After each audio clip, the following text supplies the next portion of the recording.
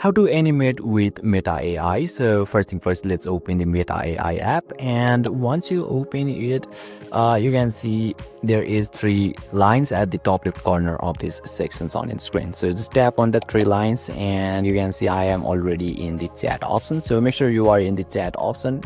And now you can see there is lots of options in here. So you can see there is create a video from my photo, restyle my photo as anime, and so on. So simply you need to give a prompt about the animation that you want.